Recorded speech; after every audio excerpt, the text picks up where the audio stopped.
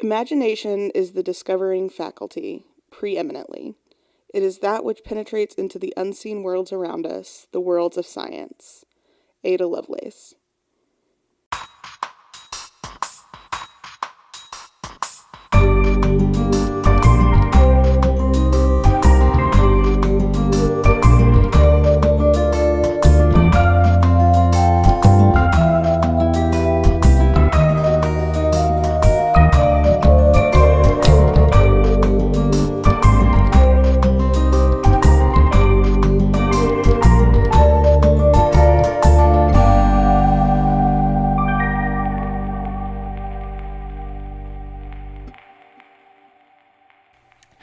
Hi, bestie. Hi, bestie. How you doing today? Well, I have a migraine I could get rid of, but other than that, I feel pretty good. How about you? I'm great, but you know what? What? We have a correction. Uh-oh. Correction alert. What's up? So last week we couldn't figure out how E equals MC squared related to the episode. Uh-huh. That wasn't the name of the episode. Oh, what was the name of the The name of the episode was E equals MC question mark? Which makes sense. Because it's a very basic scientific thing everybody knows, and none of the scientists could remember science would things. remember it. Huh. Yeah. Would you look at that? Yeah. I while I was editing that one, I was like, oh, well, here we are. Well, here we are.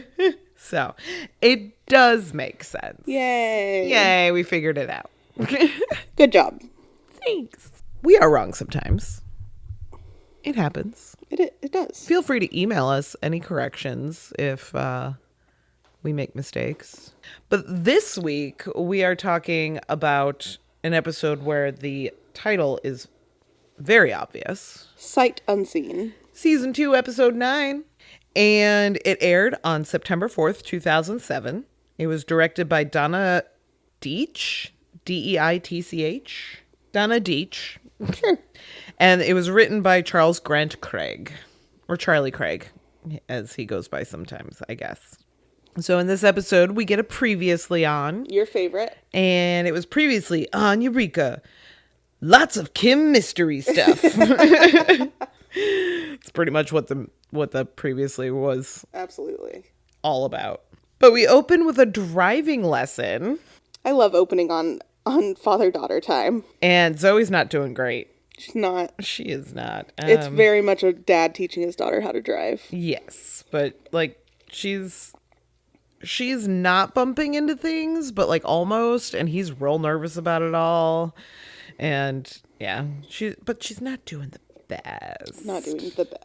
But she's new. She'll learn. Yeah. I have faith. So when Jack gets out of the car, he confronts Henry about what he said about Kim. But Henry's just playing it off like, oh, no, I wasn't myself. Right. I don't know what you're talking about. And then Jack has a big bundle of laundry in his arms. So he kind of lets Henry go about his business, and he heads to the dry cleaner to drop off. It's me every time I come over to do laundry here. Yes. Although you don't just carry them in your arms. Correct. You actually have a basket. Yeah. This is just a weird way to carry your laundry. Correct. Usually I have some sort of container. Yes. To put them in. The dry cleaner's name is Callie. Mm-hmm. We find out right away. Mm-hmm. And she's kind of trying to flirt with Jack when he drops off his laundry. Just a little flirt. She cleans off the ketchup stain on sleeve. his I want that so bad. God, that was everything I want from the future. And she gives him like a happy 1-year anniversary. Yes. I said that she was like really awkward about the flirting, but it's kind of cute. Yeah, it's like relatable awkward. Yeah, like you said, she wishes him a happy anniversary. And then he's like, oh yeah, it's today. Oh yeah, I've been here a whole year. Yeah. It seems like longer than that, doesn't it? Because I mean, we're in like the middle of season 2 now. Yeah. Yeah, it does. Time is a construct. Yes. Very wibbly wobbly. Very wibbly wobbly. Then Jack heads back to Zoe, and he's like, oh, guess what day it is today? And Zoe hates being his chauffeur. Mm-hmm. Welcome to having your permit. Yeah. Yeah, you're not going anywhere without me. Well, if you only have a permit, you have to have an adult in the Zoe. You don't have a license yet. Right. She doesn't have a license yet, right? I mean, I wouldn't think so if she's still just learning to drive. You have to take a test and shit before you get your license. But pause, doesn't she drive by herself later in this episode? She does. Okay. But I still don't think she has a license. I don't either. But yeah, and not just later in the episode, like right now. Like right after this. Because Jack needs to go to the pharmacy when Joe calls about some sort of theft. Mm-hmm. And so he tells Zoe, okay, you drive to school, but straight to school. Straight to school, no friends, no music, no shenanigans. Mm-hmm. And go, be responsible. But again, she's alone. She probably only has a permit, and this is illegal, Jack. Right. Come on. You're the sheriff. You're the sheriff. Police corruption. And he knows that both the sheriff and the deputy, which I'm pretty sure are the only two police people in town, mm-hmm. are going to be busy. So right. he knows she won't get pulled over. Right. At the very least. So at the pharmacy, it was broken into, and he's like, oh, what was taken? And he's looking at the boxes, and there's the cure for the common cold. Yeah, just casual. I'm saying if they had the cure for the common cold, they probably had the cure for COVID. Mm-hmm. It's the same family. Yeah. Rude. Eureka could have solved COVID. Yeah. In a heartbeat. Yeah. It's probably a good thing it wasn't still on the air because, yeah, Eureka would have solved COVID. Mm-hmm. But only this glycol substance was taken. Not the cure for the common cold. Not any fancy sunscreens and things like that Jack mentions. And the guy's like, yeah, we keep those up front. Right. It's fine. That's not back here. But yeah, only this glycol substance was taken. Mm-hmm. So they're confused, but I'm going to look into it. And Zoe finds Jasper on the road when she's on her way to school. No friends. No friends. But his skateboard is broken.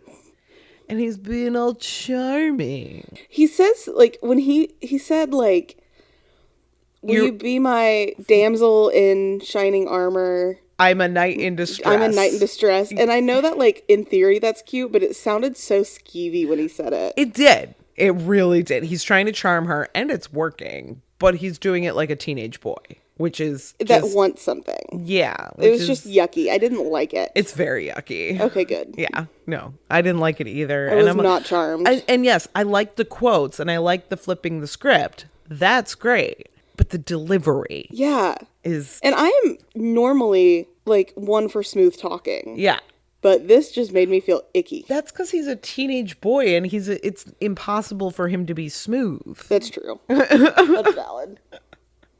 She thinks it is because she's a teenage girl. Mm-hmm. But it does charm her. She lets him in the car. She does. Ugh. So then we get to Global Dynamics, and they're talking about they have these moon rocks that are doing weird things. Jack's so excited about moon rocks. So excited. He's like, I got to see them when I was a kid. And Stark shatters his dreams because they were fake. Because they don't let extraterrestrial things be viewed by the public. Which, okay, if they're rocks, why not? Well. But apparently they're not just rocks. Because now they're growing dangerous. Now they're growing crystals. Which has never happened before. Right. And crystals are weird substances. Like, they actually do grow. And, like, some people consider some of them kind of living things. Mm-hmm. So, yeah. That have to be charged in moonlight. Yep. So they are wondering if this is now a living thing. Why did this start now? Right. Yeah. And then we get back to the car with Zoe and Jasper is being all distracting.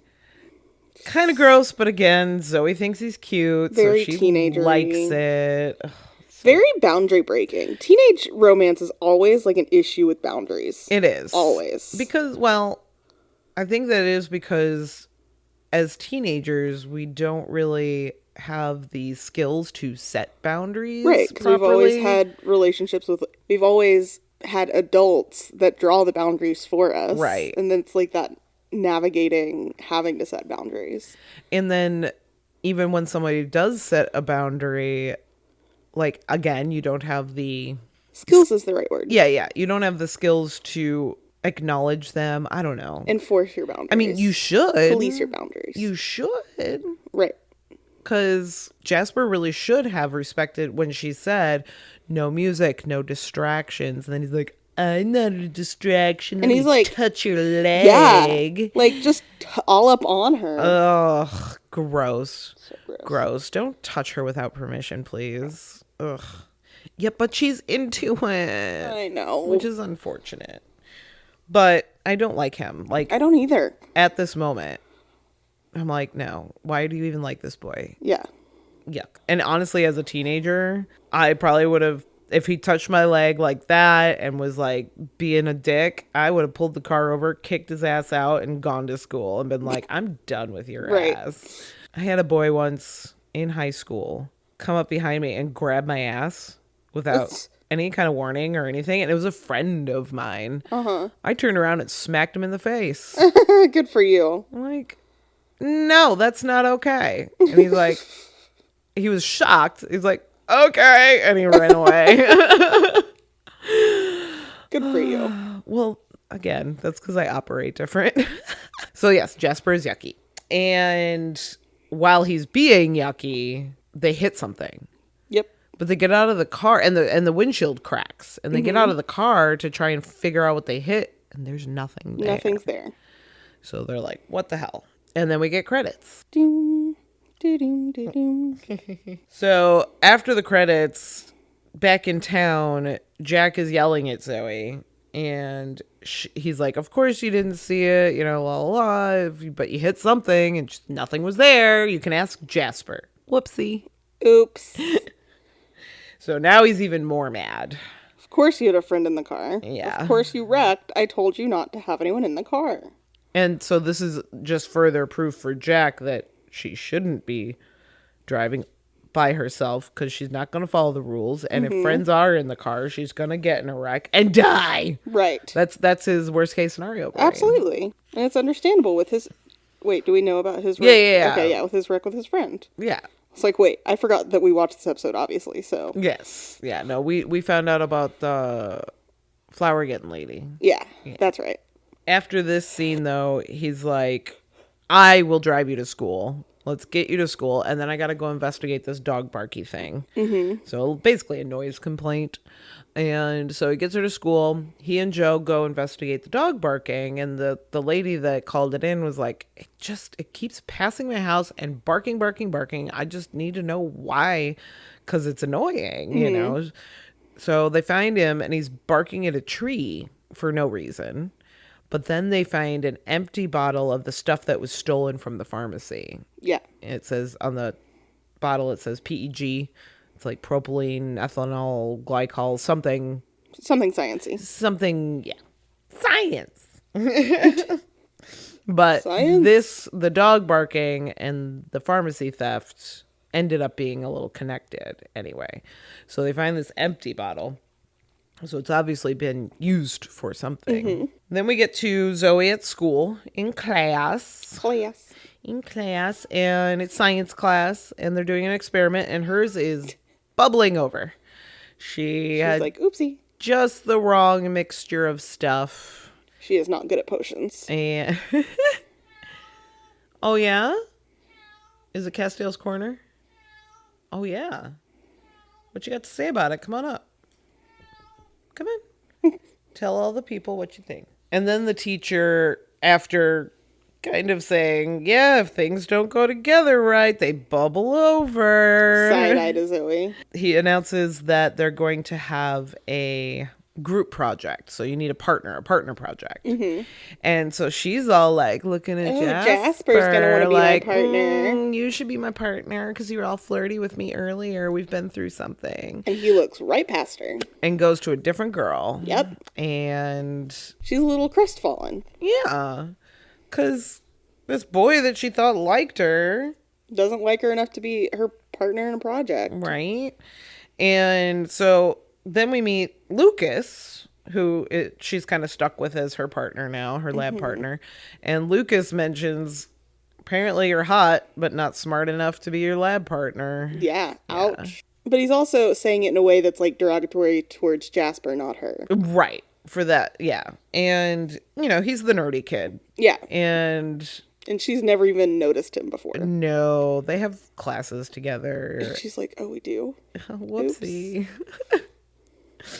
But they end up as partners for this project. Right. So then we head back to Global Dynamics, and they're studying the moon rocks, and Henry makes jokes about another Nobel for Stark. Oh my gosh, Henry and Stark are so cute when they're sciencing together. It is so cute. Although, and again, it's showing more depth to Stark because, like, when Henry says, oh, another Nobel, Stark is like, yeah, but first we got to focus on this. You know, he's like, I'm just doing measurements. He's like, of the rocks or of your wall for the prize? Yeah, It was precious.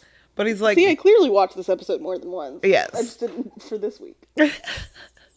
But Stark is basically saying, you know what, the Nobel would be cool and all, but that's not what matters here. Right. What matters here is the science. Yeah, we're doing work. I love it. Henry also lets Stark know that Jack is onto him about the whole Kim thing. And Stark says that they both have things to protect, but both of them are now being all cryptic with each other. Right. It's like they trust each other enough. Well, I think they both are now freely exchanging information, but they're not telling each other why. They're not vocalizing it. It's like it's a wink and a nod situation. Yeah, absolutely. Yeah. So, okay, so here's my note. Okay. Maybe you can interpret. Okay. I'm pretty good at it. Different weird things are happening, but Jack mentions what can happen if you mix things together. This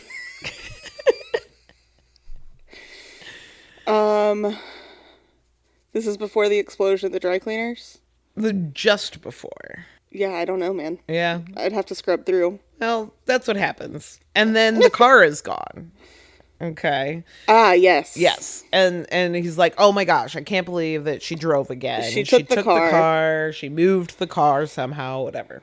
But then he gets distracted because the dry cleaner explodes. Yes. And he runs over to the dry cleaner. He gets Callie out just in time before the next explosion, which was even bigger. Yes. And Jack is asking Callie what happened, but she can't hear very well. It's so cute. Which is creating all kinds of so many comical misinterpretations. Yes. So many comicals. But she does reveal that she's single. She does. Yeah. And she's like, oh, you didn't ask about my dating life, did you? And while Jack is investigating at the dry cleaner, Callie thanks Jack for saving her life by asking him out. Yes. She asks him to dinner, and she's pretty forward and upfront about it, and I dig that. I do too. I am here for that. Again. Okay, so I was watching this with Vince, and he doesn't like it when I keep like pausing to take notes, so I have to like quickly take notes. So my next note is Henry says never rule anything out. We're gonna have to scrub through. You have too many notes that are confusing. Still think those are E.T.'s moon rocks, huh? Never rule anything out. He says never rule anything out about the moon rocks. Like they're trying to figure out. Oh, okay. I think what I found interesting is that Henry a lot of times is like, no, that's impossible. No. But then at other times he's going, nothing's impossible. Never rule anything out, like. Yeah, because he's all about Occam's razor. Yeah. I think when he's talking about Occam's razor, it's less of it's impossible and more of, well, let's investigate the first, like the most likely scenario. Yeah. And I think with the moon rocks, they've already done that. So he's trying to figure out, what if it is something crazy? I think it's when it's his brain that thinks something weird is happening. That's when he's like, never rule anything out. But when it's somebody else, Jack, he's like, no, you don't know what you're talking about because you don't study science. Yeah.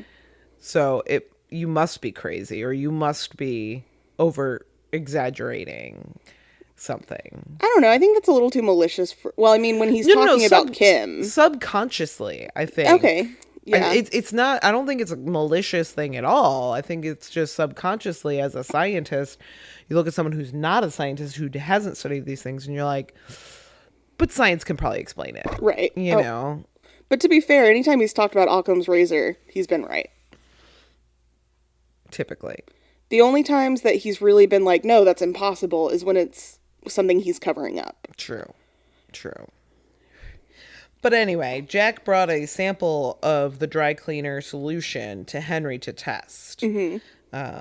Jack asks him if someone may have stolen stuff from the moon rocks, the aluminum 26.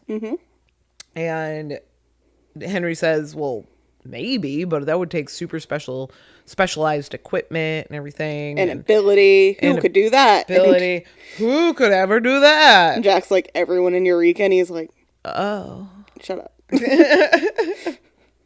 Jack had the brain cell. And Allison is worried about all the isotopes that are moving around because they like see them on their scans or whatever, and they keep moving and hiding and doing all these things. Well, you also forgot to mention that Jack asked Henry if he had a chance to tow Zoe's car, Jack did ask Henry if he towed the car, and Henry was like, no. hoping that maybe he towed it and then Zoe didn't take it. Yeah. But no. But he has not had time. Right. But yeah, Allison is worried about all the isotopes moving around. And she said, the last time something escaped from the facility, it ended up in my son. So she's real worried. Yeah, I don't blame her. So then we get back to Lucas and Zoe. And I wrote, Lucas is giving real incel vibes. And it's kind of yucky. I don't remember that. Because he's like, oh yeah, nobody likes me. All the girls hate me. You hot girls just don't like me. And I think that's dumb. And Okay, yeah, that was yucky. It was pretty, poor me kind of. Yeah. Poor me, girls don't like me. I'm too nerdy. Or maybe it's because you're so pessimistic and like just a Woe Debbie is me. Downer. Like, Yeah. come on. So yeah, that's all I wrote for that scene, was that he's being yucky. Because 'Cause he is. yeah, he's yucky a couple of times in this episode. Yeah. He does redeem himself, though. He does, but in this episode, I'm like, especially at the beginning, I'm like, can you get over yourself? Right. Like, if you want to be noticed, be noticeable. Oh, good line. I like that. So Joe was looking at the security tapes from the pharmacy, and she found literally nothing on the tapes. And Jack's like, wow, it's so helpful. Yes, no, but it's true. Literally nothing. It's an invisible thief. They see the boxes moving around by themselves. crazy. So now Jack is putting the pieces together. They find Zoe's missing car Because it's someone not hits missing. it. It's just invisible. Yep. A car tried to park in the parking spot because it looked empty Right. and slammed right into it. And then, Jack feels around and he feels it and he presses where the windshield was cracked, cuts his little finger. Ouchie. And then he breaks it open. You can see like the inside of the car, but not the outside, which is really cool effect. Super cool effect. I really quite like it. Really great camera work there too. Yeah. They call Henry in, of course, and he says that invisibility was abandoned years ago because they couldn't make it work. Well, obviously somebody made it work. And it wasn't just abandoned, right? It was like forbidden. Yeah, it was illegal. Yeah, Right. The research on it was illegal. Jack said, well, we need to be able to see it. We need something. Don't you have a infrared mega thingy? And Henry's like, don't be silly. And then Fargo's like, well, actually, Well, they do have an infrared mega thingy. yay. It's a prototype. Back at Global Dynamics, they are looking at the car with the infrared mega thingy, and they figure out that somebody has to be extracting this aluminum 26, and using that and the stolen chemical to make things invisible. Mm-hmm. And they also find out that Callie, our cute little dry cleaner, Who is able to make stains disappear. is part of the was part of the invisibility team back in the day. Yep. So Jack has to go talk to her. He's got to go question her. And this is the part where I was like, because when they were flirting in the dry cleaners, I was like, just don't be evil. Just don't be evil. I really like her. Don't be evil. And then we get to this part and I'm like, no. No, why you gotta be evil? Why are you doing shit? But she does have all the right answers. Like, Jack is asking her all these questions and she's got all the right answers. You know, no, I gave up on, you know, that project got scrubbed. So now I get to do what makes me happy, what fulfills me. And I'm not, my life isn't consumed by my work anymore. Right. But he's still suspicious. And I wrote, basically, he just ruined their date before it started. Yeah. And he's like, sometimes I really hate my job. Because she's like, how dare you, like, come in here and just start accusing me when we were being so flirty and, like, trusting and cute earlier. Yeah.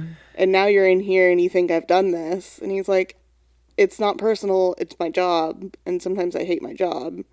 Or I hate this part of my job. Yeah. And later she's like, sometimes I hate your job too. Yeah. And I was like, oh. Oh. So we still don't know. Callie might not be evil. Right. She does give him a list of names of other people that worked on invisibility with her. Mm-hmm. And Jack asks Henry et al., Henry and the crew, about Frank Phillips. They say, yeah, he still works here, you know, whatever. Let's, you know, bring you to his office. And so Fargo is bringing him to the office. And apparently Frank Phillips is a CIA surveillance specialist. And Fargo is very intimidated. They call him the spook. And he's so intimidated. He doesn't like it. He doesn't like it at all. He's afraid that he's just going to get ended as soon as they walk in. Mm-hmm. What if he has a blow dart from Borneo? Jack says, you'll get hit first. It's fine. It's fine. Go ahead. So they go into the office, and it's a very sparse office. Mm-hmm. It very much looks like a CIA operative office. 100%. And they see an empty cage. Like an empty tank. Mm-hmm. And they don't know what was in it. But Fargo says that the poop guy would know. Because, of course, they have a poop guy. His name is Lincoln. He's the poop guy. He's the poop guy. He does know what was in the cage. Mm-hmm. It was mice. Yeah. It was invisible mice. And Corinne, how many of the isotopes were they finding around GD? Oh, like 23? Yeah, and how many mice are missing? Oh, like 23? Crazy. At least now we know why the isotopes kept moving and hiding and scurrying. Because they were invisible. Because they were mice. And invisible. Yes. It was the mice that had the isotopes in them. And they were spreading this radiation all around the building. No one has seen Frank Phillips, though, in 2 weeks. Right. But he's CIA. If he wants to be unseen, he'll be unseen. This is true. Bum, bum, bum. Yeah. And then they say that, like, you know, this only affects this certain process would only affect biological things. And the reason it affected the car is because of the skin, special bio skin they put on the car to make it, I don't know, more Eureka. Yeah, more Eureka. Yeah. Mm-hmm. So anyway, so it affected the car that way. And they're like, yeah, but it would only affect a biological thing with subcutaneous exposure, like an injection. And Jack says, oh, or a cut on the hand. And he holds up his an invisible hand. Invisible hand. Not in an economics way. What? Not in an economics way. Like a literal invisible hand. I don't even know what you're talking about.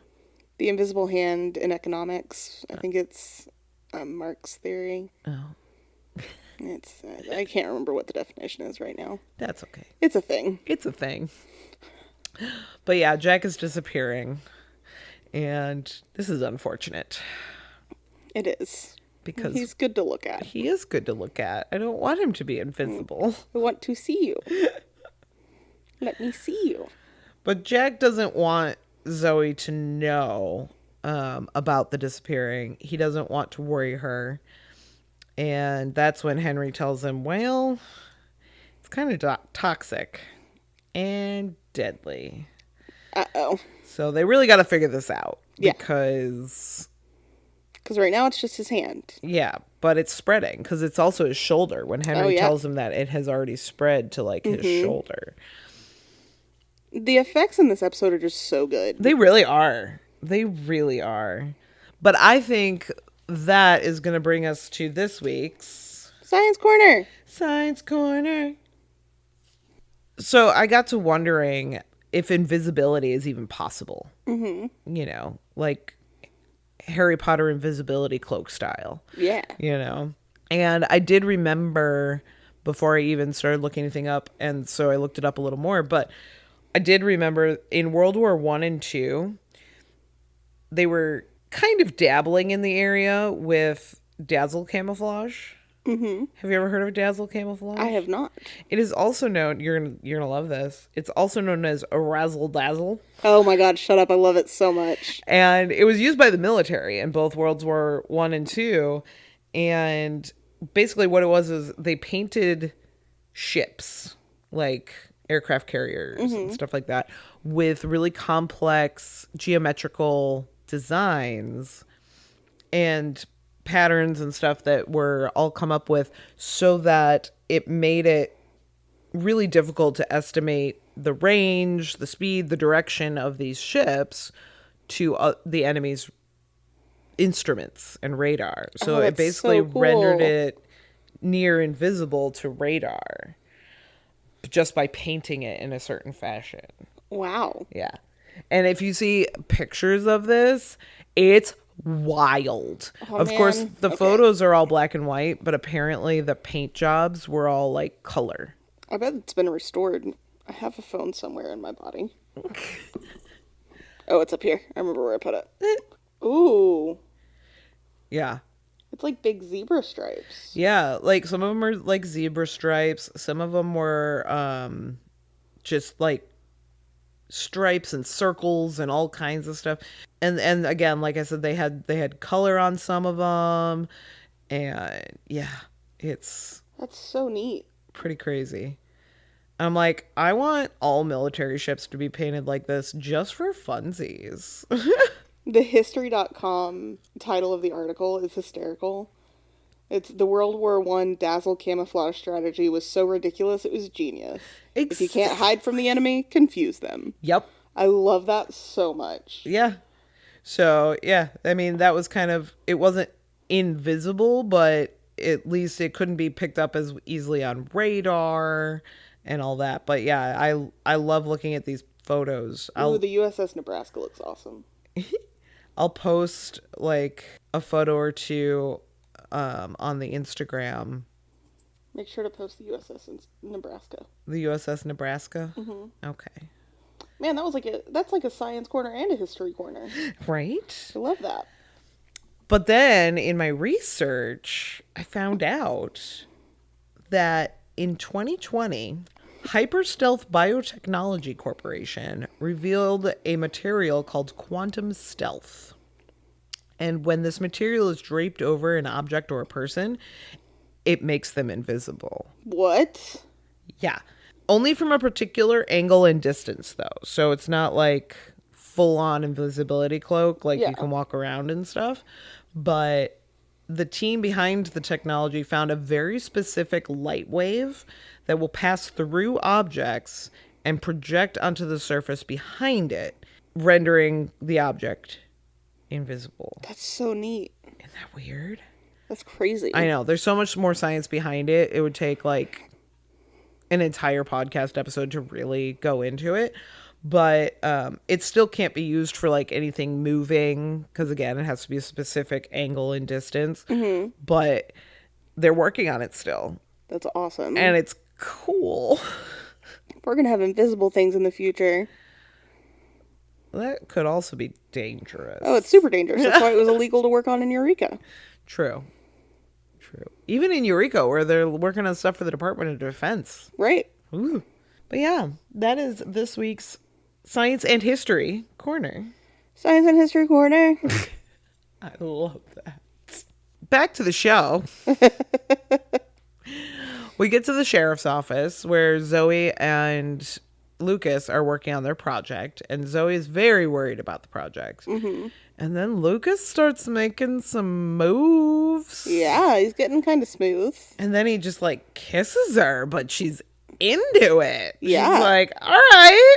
And it looks like a good kiss. It did look like a good kiss. Just visualize, he looks like a good kisser. I don't know where he learned all that. If no girls like him and all that. Right. But dang. And then Joe walks in and breaks it up. Love that. She wants to pour cold water on them, Yeah. but absent of that. Such a big sister. Yeah. But anyway, then we get back to Global Dynamics, and they bring Callie in to try and help Jack, while Fargo and Invisible Jack go to find Frank. Mm-hmm. They run into an invisible shed. Like, literally, they run into it. They have the infrared glasses, the goggles that but they only have one unit. So they're having to share it. And so they run into that. And Jack was like, well, I thought it only affected organic things. Fargo said, well, it's probably covered in an organic shell like the car. And Jack says, is that even possible? And Fargo says the invisible sheriff? Fargo's so sassy. So they go inside the shed. And, of course, inside the shed is visible because It's the inside. it's the inside. Just like the car. Mm-hmm. But inside, they hear a dog barking. And Jack says dogs don't bark at nothing. Mm-hmm. So they go and they look for the dog. They find the dog. And then they find Frank. And he did. He did. Yep. And Zoe hit the body. They find out that, this is where the accident was. Oh, she must have hit him. But it wasn't the accident that killed him. Right. So don't worry. Zoe didn't kill anyone. She just hit the dead body. No worries. Yeah. And then back at Global, Callie is working with Frank's formulas to try and help Carter. And Stark has ideas. And Stark said that Frank was used to working alone, which makes it hard to trust. And then knowing look with Henry. Mm-hmm. Callie fixes the car, like they do experiments, and she gets the car to be visible again. And then she helps Jack. So yay, Jack's not gonna die. Yay. We love that. He was totally invisible by this point. Mm-hmm. They had him so that they could see him, they had him in like a full body, not a hazmat suit, but like full body scrubs basically. Yep. And then they start fixing him and he's visible again. And we like that because we can see his sweet face. We do. Sure, his sweet face is what we're looking for. I mean, other things too. But all we can see while he's in this suit is his face. Yes. So. And then back at the sheriff's office, we find out that Zoe and Lucas finished the project. And apparently they're an item now. Mm-hmm. I mean, it is high school, so these things happen quickly. They do. Yeah. So he kissed her. They got cut. And Joe made them sleep separately. Yes. Like, didn't she lock Jasper up in a cell? yep. Jasper's locked in the cell, and when Jack walks in, he says, do I want to know why he's in the cell? And Joe says, not if you want to have a good night's sleep before she gets married, ever. Right. And Zoe says, yeah, it's nice when you find someone you click with. Mm-hmm. Which is cute. And it makes Jack think of Callie. Does. So then we get to a scene with Henry and Stark where Henry is now revealing to Stark, he shows him the device that Beverly used to mess with Kim's computer and trusts him with it to try and see what it does or what it means. Mm-hmm. Yep.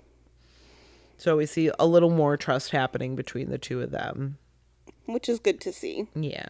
And then we After that short scene, we head back to Cafe DM, where Zoe is on a chess date with Lucas. Because see, Lucas sees beyond her hotness and sees also that she's smart.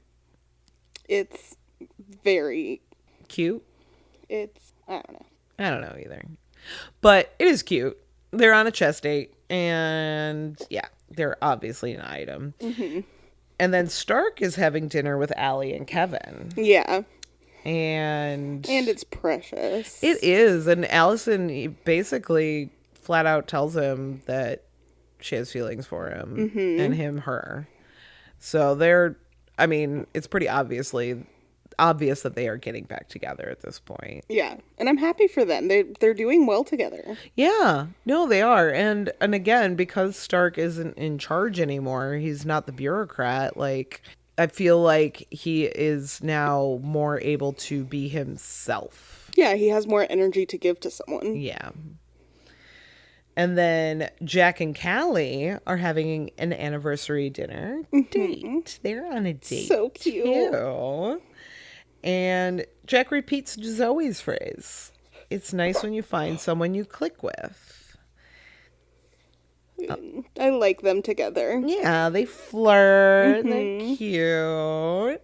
So we like that for Jack. We do. So even though it's not Allison, it seems like Allison's getting closer with Stark. So now he's got another little interest. Yeah. And that's the episode. That's the episode. That's that episode. So with that, Maddie, I have a game for you. Let's play. Smash or pass. Smash or pass, Callie Curie. Smash. Did you realize her last name was Curie? I didn't, but I love that. Isn't it great? Yeah. For me, I would be her bestie and give her all the advice on smashing you. Thank you so much. You're welcome. I don't know. She's Not your type. She's cute. She's not my type. What about Lincoln, the poop guy? Pass. Pass. I'm sorry if your name is the poop guy. I don't think I can. He also had a bad attitude, but also your name's the poop guy. Yeah. What about being invisible? Permanently or temporarily? Let's say A, it is not deadly. And B, temporary. Smash. Smash. Temporary and I can control it, smash. Yeah. Permanently, that is I would use it so much more than you. Permanently, it is literally my worst nightmare. Yeah, permanently wouldn't be great. It might actually be my dream, but Yeah. worst nightmare. I would never pick invisibility as my superpower, so. Nope. If I can control it and it's temporary, smash. Because I could get into all kinds of trouble. But Chaos. yeah, permanently is one of my greatest fears. Nah, I'd probably be okay with permanently if it didn't kill me. Ugh. Yeah. But if I could control it, absolutely. No hesitation. I'd use it all the time. And I'm pretty sure I already know the answer to the last one. Okay. Smash or pass. Callie's cleaning stuff that makes things disappear. Smash! I knew it! Give it to me! Same. I want to clean things. Well, and I mean, everyone, this happens to everyone, but if you're wearing a light colored shirt or something and you eat anything, it's going to end up on it. Right. And think about the upper hand we would have as wedding photographers. Oh my gosh. On wedding dresses. Oh no, I got chocolate on my dress. Let me fix that for you. Right. Zoop. It's perfect. It's brilliant. What was your favorite moment of this episode?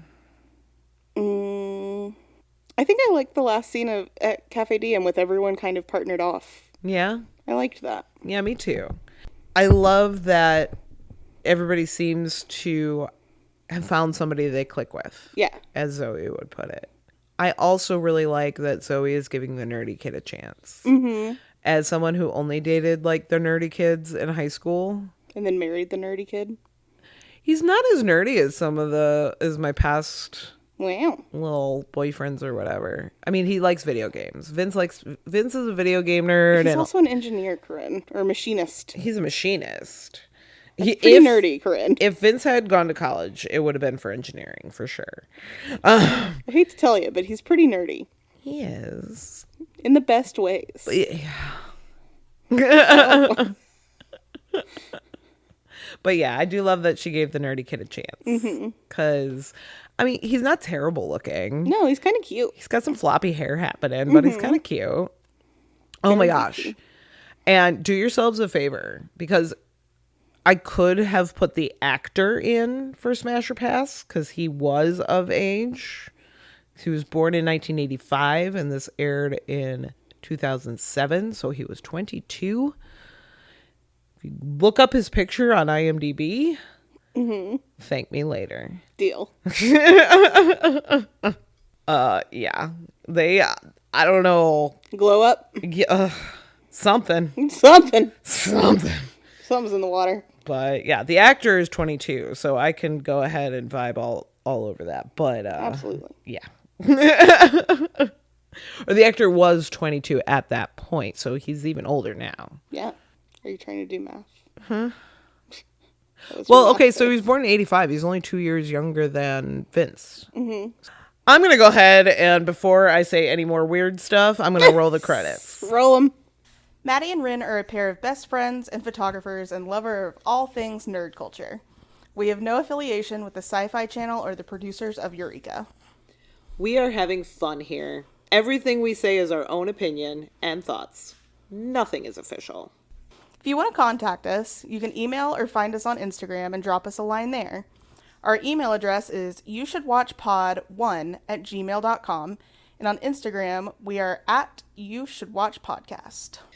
Big thanks and praise, always, to John Eric Copeland for the use of his original song written for this podcast.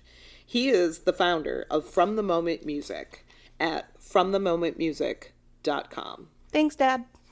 Now, go follow the show on whatever platform you found us on, and tell your besties to listen. And until next time, Bye, besties!